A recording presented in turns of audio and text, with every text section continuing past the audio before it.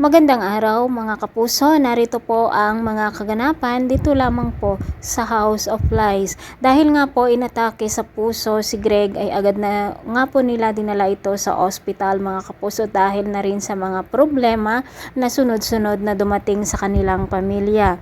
At dahil nga rin po dito sa kasakiman na rin itong si Thea, nakakainis talaga ang role ni Chris Bernal dito no mga kapuso, pero sabi nga nila kung walang kontrabida ay syempre walang bida at hindi magandang panoorin ang istorya, 'di ba mga kapuso? Habang nasa ospital si Greg, si Edward naman ang nagbantay sa kanya at ito na ang pagkakataon na nag-usap ng masinsinan ang mag-ama. Humingi ng tawad si Greg dito kay Edward at dahil nga napakabait itong si Edward ay pinatawad naman niya ang kanyang daddy. Sinabi nga ni Greg na magpapagaling siya para sa ganon ay makabawi siya sa lahat ng pagkukulang niya dito kay Edward.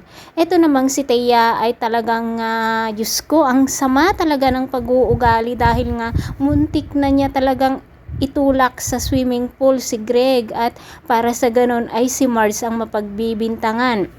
Dahil nga po sa pangyayaring ito, nag-away sina Mars at Thea sa swimming pool mga kapuso at nagsisisigaw si Greg na tumigil na sila. Ito na nga ang pagkakataon na talagang punong-puno na si Edward at nakapagdesisyon na siya na hiwalayan na niya itong si Thea at ito na nga mga kapuso, papalayasin ni Edward si Thea dito sa kanilang bahay. Buti nga sa'yo yan Thea, Diyos ko.